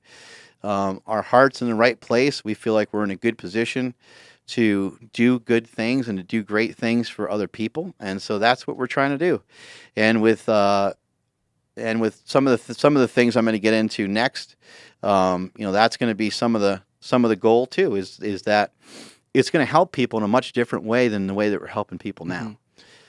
Mhm. When you reach like a new peak or a new level, like say you guys as I'm a on a new level. yeah, say you have you ever seen? Sorry, this is I love that song. dude. I'm on a new level. No, it's which one's the bald guy from Key and Peele? I don't know which one's which. Oh, I always mess those guys up too. Okay, so the bald one, he did a Taller guy. Yeah, he did a SNL skit about being on the HNL. Yeah, What's a whole nother level? that's great, dude. Those guys are no joke, man. Those guys are funny. Those guys are talented. They're so good. I mean, beyond their comedic humor, those guys are amazing. So when you reach an HNL, do you give yourself time to sit back and be like, "Damn, I'm proud of that"? You know, like, do you not sit there, but, you know, do you look at it and be proud of it? And how do you do that without feeling lazy? I'm writing this down. Whole nother level. HNL. I'm going to pull up the skit. It's too good. Dude, remember that one where they're doing the thing? With the hats? Yeah, the hats. That was sick. I like the one too. Beach. They're talking bad about their wives. Now I forgot the question. See how that works? Hold on. When you reach an HNL, a whole nother level, do you give yourself time to look at it, whatever the hell the accomplishment is, and be like, dude, I'm really proud of that? Then is there a time period, whatever the case is, like how do you do that and not feel lazy? You know, like like we hit a certain number on the podcast. I look at that and be like, oh, dude, that's fucking awesome. Like I'm not gonna sit back and be like, well, we're done here. Like no, I'm really motivated to like, well, I want to double that. But for you, it's on such a grander scale. I think it's very healthy to be competitive with yourself, and also have some honesty with yourself, have some transparency with yourself. Many of the people that listen to this, that follow my Instagram at Mark Smellybell, a lot of you guys see that I wake up early. You know, a lot of you guys see the 4 a.m. posts. Sometimes I'm in my hot tub by 4:30, and I'm here at the gym by about 5:30. I like to start my day out early. I like to get rolling early, but I'm also realistic. When I wake up at 4 a.m., it's a byproduct of me getting to bed 7 or 8 hours earlier than that. It's not a byproduct of me waking up saying, I'm going to show the world tomorrow that I'm determined. Mm-hmm. I'm going to show the world tomorrow. I'm going to get my day going super early because I want to get out in front of the day. Well, it doesn't mean no good if I'm sleep deprived. I can't really get towards my goals. And so almost every single human being on this planet needs 7 or 8 hours of sleep. It's kind of it's just for whatever reason, that's just what we got. Maybe some people can say seasonally, maybe we need to sleep a little different due to our circadian rhythm matching up with the sun and the moon and whatever the hell. I mean, you can make all kinds of arguments, but basically we need 7 hours of sleep, 8 hours of sleep. And if I'm going to be, I need to always be realistic. Like this morning, I didn't wake up at 4 o'clock. Mm-hmm. This morning, I think I got out of bed at around 6:45. I just didn't have as much to do. There was still a lot of things to get to. There were still emails. There were still text messages. There was still a lot of stuff to get to. But a lot of those things are still going to be there tomorrow. It's not detrimental that I get to these things immediately. I need to understand that my life is not condensed down to one day. My life is not condensed to one thing. There's never has been, and there more than likely never will be, just one thing that forever changes everything else, right? Mm-hmm. Even my brother's death, like it was a part of it, but it's like, well, then I had to figure out how to fucking make slingshots, which was a whole nother thing, right? Yeah. So it's not one thing. It's cumulative circumstances that end up leading you to be able to do some of the things that you want to do. And when it comes to getting on a whole nother level, I don't really feel that, like, let's just say the war on carbs, let's say, like, despite that I didn't play the normal game that everybody does and pay for my New York Times bestseller marking. Let's just say that they got one anyway, right? Well, that wouldn't change anything. I'd still have the desire to write another book. And it all goes back to making the world a better place to live. It all goes back to, I want more people to feel about fitness and to feel about training and to feel about dieting even the way that I do. I love this stuff. I enjoy it thoroughly. I wrote a fucking poem about powerlifting yesterday. We made a goddamn rap music video. We're talking about powerlifting, and I love strength training. I love the challenge of it, and I would love for other people to feel it. My parents have never felt it. My parents have never felt. They never got bit by the iron bug. They don't know what it's like to be. They don't know what it's like to go from one meal to the next, where all you're thinking about is how that food is going to help you. And I think there's a lot of people that don't understand what that's like. I can look back into my life and not even, and I'm so far removed from this time period in my life that I don't even understand what it was like to not be on any sort of regimented diet, right? Yeah. Obviously, like, you have your ups and downs. I got certain times of the year where I allow for certain things, but we've also talked on this podcast, my worst day is going to be better than yours, right? Like, my worst day is going to be better. My worst day is going to continue to get better over the years. You're going to continue to have a higher standard for yourself. Mm-hmm. And when you look at other people and they're struggling and they're not getting by and they're not getting ahead, it's kind of nice if you can kind of like shrug your shoulders, smirk at them a little bit, and be like, sucks to be you, because you got shit figured out that they don't. Now you still might want to help that poor bastard out, right? Yeah. But a lot of people don't know what that feels like. And so, I say that the more that you do, the more that you can do. The more that you can do, the more that you can handle. The more, like, how is it that somebody in my position, I texted somebody today and they told me that they're swamped, right? Mm-hmm. I texted the guy that trains Ryan Reynolds a few weeks ago, and he said, "I'm swamped. I'm under it," or something like that. He said something like that, right? Mm-hmm. And I'm like, "Yeah, you're so." I wrote back. I was like, "Yeah, you're so busy, right? Like, you don't have fucking time." And I wrote back. I wrote in this whole thing. I'm like, "Dude, that's fucking bullshit. You got time. Like, prioritize. You want to make time to do something together? Let's fucking do it. Stop talking about it." And he kind of wrote back like he was kind of frustrated. But when we actually did what he wanted to do, we got on a podcast together.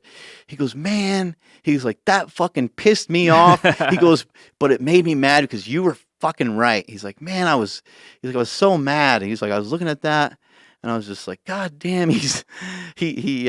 He hit the nail on the head. And so, I think it's a natural tendency to think that what we're doing is like miraculous. To think what we're doing is amazing in some way. And I heard recently Matthew McConaughey talking about the word unbelievable. He's like, just get it out of your head. He's like, it happened. It's believable. It just occurred. Right.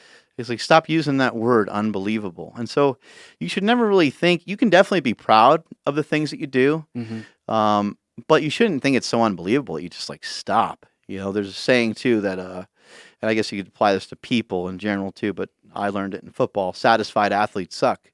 Like, if you're satisfied with your 4.640, maybe you're going to get run down in the fourth quarter when it's most important to get that one extra yard to get your ass in the end zone because you thought you were fast enough. Yeah. Right? Yeah. That's tough. So you've heard the song Mo Money, Mo Problems?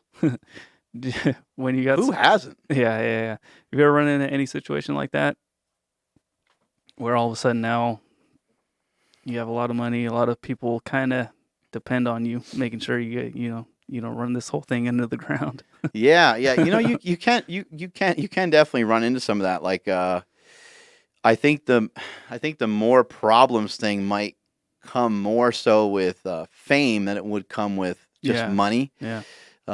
Fame and fortune together could really turn into some things that are really hard. When you look at somebody like The Rock or some of these people that are really, really advanced, that have really done some cool shit, or Arnold Schwarzenegger.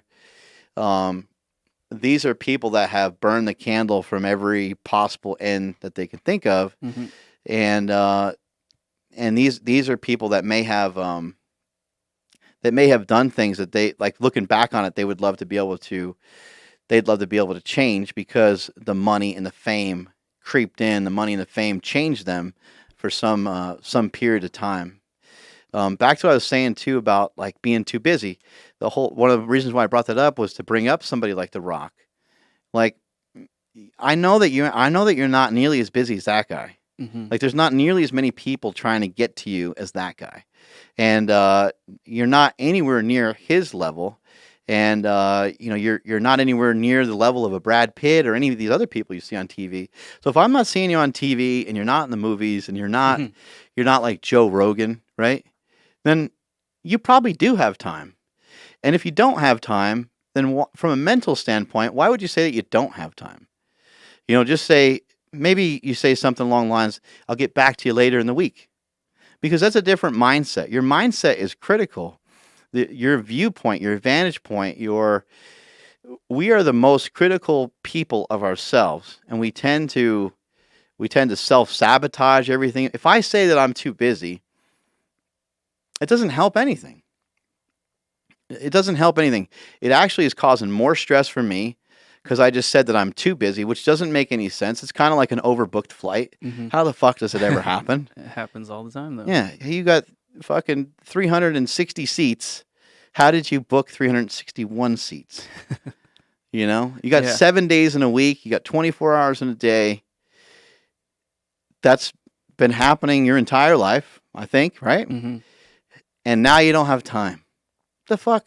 Yeah. And so rather than like saying to me, it's a negative to say I'm swamped or I'm overwhelmed, or to say, if you need to say anything at all, I would just wait to get back to the person. Mm-hmm. Say, I'll get back to you later. Or you say you're too busy, and then all of a sudden you look and you're like, shit, I got nothing to do. Mm-hmm. Then you feel like a piece of shit. Because one, you lied, and two, like, ooh, maybe I'm not as busy as I should be. Yeah, that can happen too. Yeah. One question, well, I guess like my last question for you is, how the heck do you balance everything? You got you train every single day. You work this business every single day. You're a father every day. You're a husband every single day, and you got all these plates spinning, at the same time. But you manage to keep up with all of them. How the heck do you do that? It's just just a little bit more every single day. Just trying to be better every single day. You can't. There's only so many hours in a day, so you can't like just continue to pile shit up on your day. That doesn't really make any sense. Mm-hmm. Kind of back to some of the other questions that you had earlier about like why you don't stop, and if you do something great, why you would stop. So like I would stop after something to allow myself recovery. I've talked about this before too. I have power lifted everything I've ever done. I put in a maximum effort. I go as hard as I can, and then I rest as long as necessary to be able to put in another great effort. And my life feels like that on a daily basis, where certain things don't take that same concentrated effort, obviously. Like hanging out with my family is not a maximum effort necessarily, but it is an effort. It is associated to taking up time, right? But it doesn't feel like taking up time because it's fun. It all goes back to staying happy and being happy and finding the things that you really enjoy doing. Mm-hmm. I enjoy hanging out with my family, and I probably enjoy hanging out with my family because I have everything else done that it needs to get done. Yeah. And so you just want to be better than you were the day before. You don't want to be an almost. Like everybody else, a lot of people I see are almost good enough to do this. They're almost good enough to do that. They're almost good enough to write that book that they've been talking about. They're almost good enough to start that podcast. Mm-hmm. They're almost good enough to become a photographer. They're almost good enough to start power. Like, it's just fucking just go do it. Yeah. Get it done. When I started running, there was no talking of me running. I ran one day with Cameron Haynes, and I'm like, okay, I'm really, really bad at running. That kind of sucked, and it should be something that I should work on for a little while, because I think it will help a lot of the other areas of my life. And that's not necessarily fixing a weakness. That's exploring and that's expanding into other things to kind of broaden your horizon, because you should try new and different things, because the things that you'll get out of that can be can be huge. Can you be a better dad? Can you be a better husband? Can you be a better lifter? Can you be better at your diet? Can you be a better friend? Can you be more mindful towards other people? Can you take care of yourself better? Can you get better rest? Can you brush your teeth more often? Can you wash your hands more often? You could literally break down every single thing that you do. Could you stop biting your fingernails more? I always pick at my hands like these fucking calluses on them, and it's a terrible habit because then my hands are all rough all the time, and it's not a habit that leads to anything that is designed towards going towards any lifelong goals or dreams that I have. And the answer is yes. If you look at everything, it can really be overwhelming, and if you look at other people, it can be really sad. It can hurt. It can kind of almost hurt your feelings when you look at what somebody else is able to accomplish, and you're so far away from that. You don't have the momentum enough to be strong enough to cope with having more rational thought towards that. Your thought process will be screwed up. You won't be thinking correctly. You'll be thinking, why do they have this? Why do they have that? And you're not thinking about, rather than thinking about any of that, you're not thinking about, wow, that's really cool. I wonder how I can get myself started in the right direction to go towards that. Right? That's a way different conversation. Wow, man, I really admire that those guys have a podcast and they got eight cameras, right? Yeah. I really admire that they have. I really admire that setup that they have and that they go live. I really admire that. I'm going to send them an inquiry and see if I can figure out, how they got some of these things done or whatever it might be. There's so many different scenarios of things that it can be. But I think that your mindset towards it is going to matter the most in terms of you trying to be successful, in terms of you not questioning yourself or not allowing your questioning of yourself to be negative. Not everything always has to be negative. Not everything always has to be a positive thing. Questioning yourself questioning yourself to some degree is a sign of intelligence. I'm not really so sure about this, right? I mean, that's going to happen to you here and there. It's going to happen to you from time to time. And when it comes to the slingshot, when it comes to these different things that I've created and that I've made in the fitness industry, there really hasn't been a lot of hesitation. But of course, I've kind of asked myself, like, what is this going to do? And as I mentioned before, being put down so many times,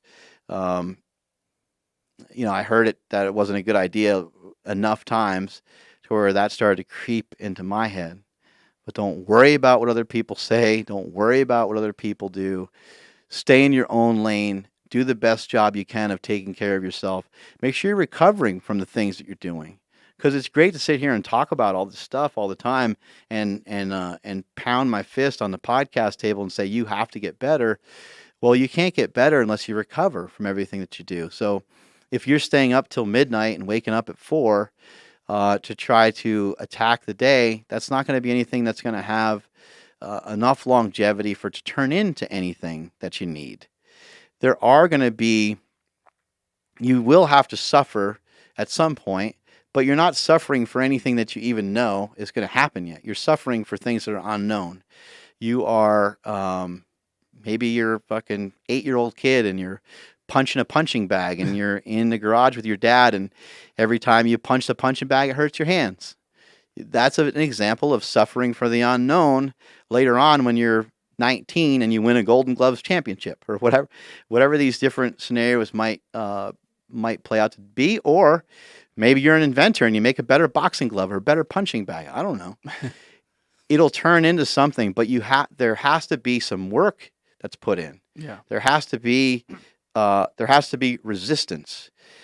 You can look at lifting as you just lifting weights and you're moving around heavy stuff to get stronger, or you can look at it as what it really is, and it's a process that you have to adapt to. It's a process that you have to recover from so that you grow.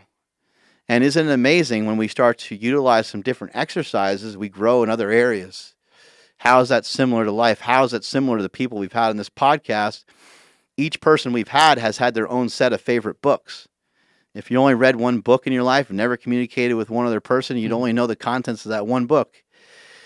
But because we communicate with other people, and because we read other books, and because we listen to other types of music, and because we try new things that are different, some things that scare us, some things that are challenging, some things that are hard, when we face resistance and we try things that we haven't done before, maybe try to learn another language, like how painful and how tedious would that be, especially as you get older, that resistance is going to allow us to grow and to become stronger and to be able to handle all the shit that we have to deal with on a day-to-day basis. Boom. Bitch! Well, what's next for Mark Bell then? What's next for me? I need to drink more water because I'm thirsty. Mm-hmm. They stole my phone, which had some notes on it for some of this podcast. Yeah, I have it over here, but oh my god, it's been, you got a couple text messages. I'm responding to everybody. Did you rub your butt on it? No. Oh. Never mind. Oh. Hey now. So this came out today.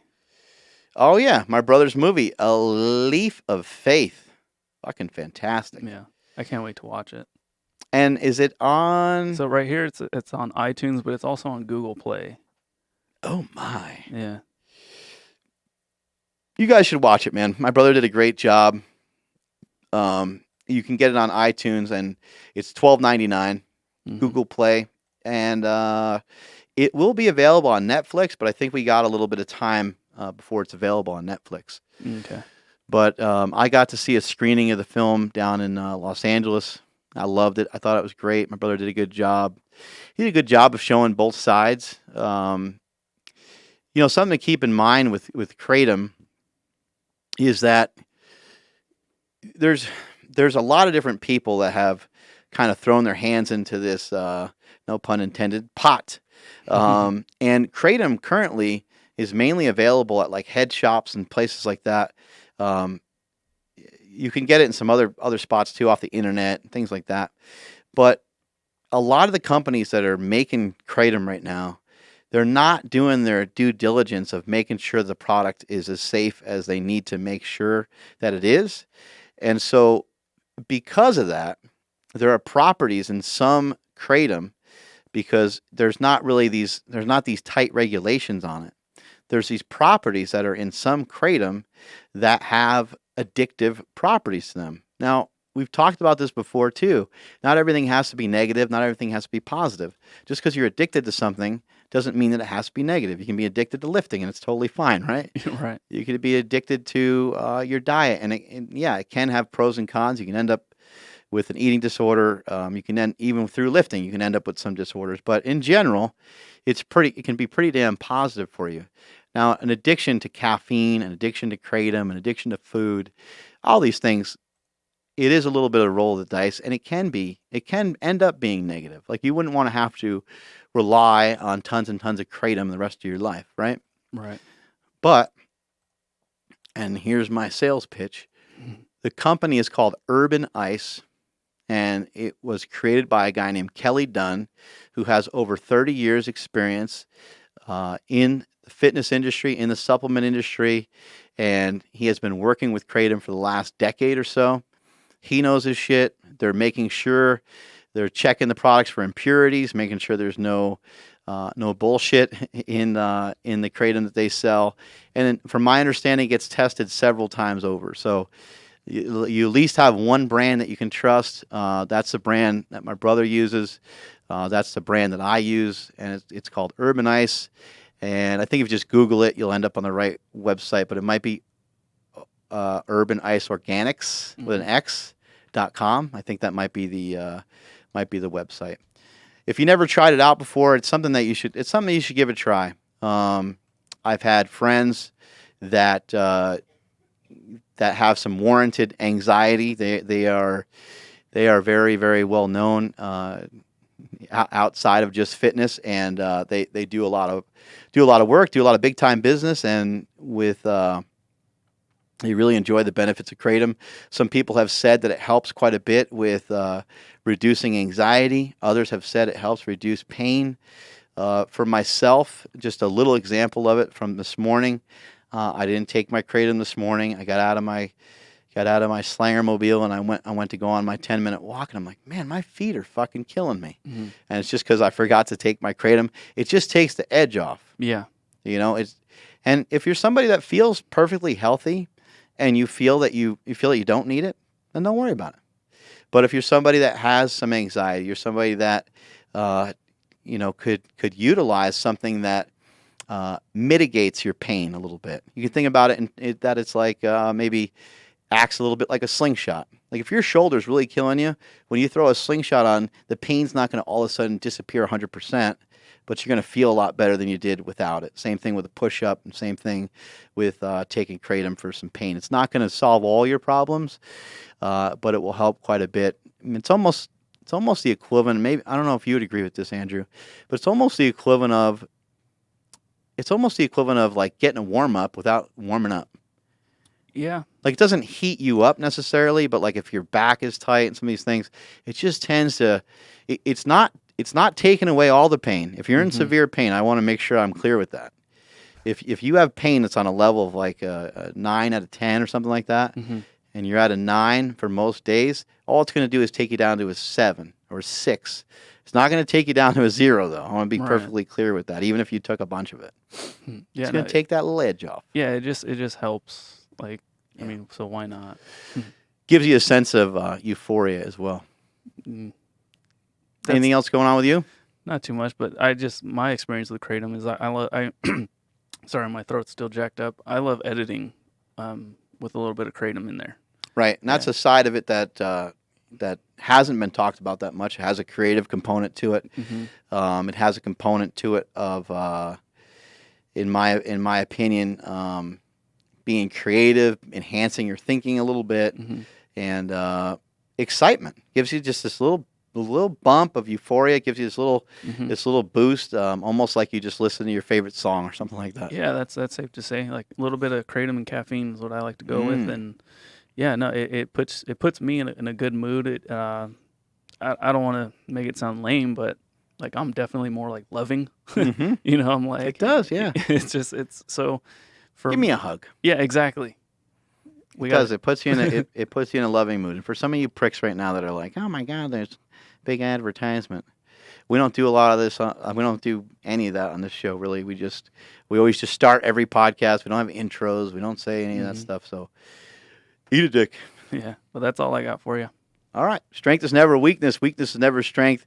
Make sure you tell people about Mark Bell's Power Project. You can catch us on iTunes. You can catch us on just about anything that you can figure out how to play audio or video off of.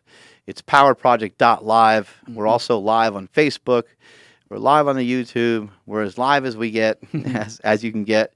And appreciate you guys watching. Give us a good review on iTunes if you like what we had. If you like this message, if you like what we did today, the best thing that you can do for us, because the price of admission is free, but there's always a catch, right? The catch is I need you guys to share this. I need you guys to tell other people about this, because the more that we can get this word out, and the more people that we get to listen to this, the easier it's going to be for me to make the world a better place to live. So please help my dreams come true. Strength is never a weakness. Weakness is never a strength. Catch you later.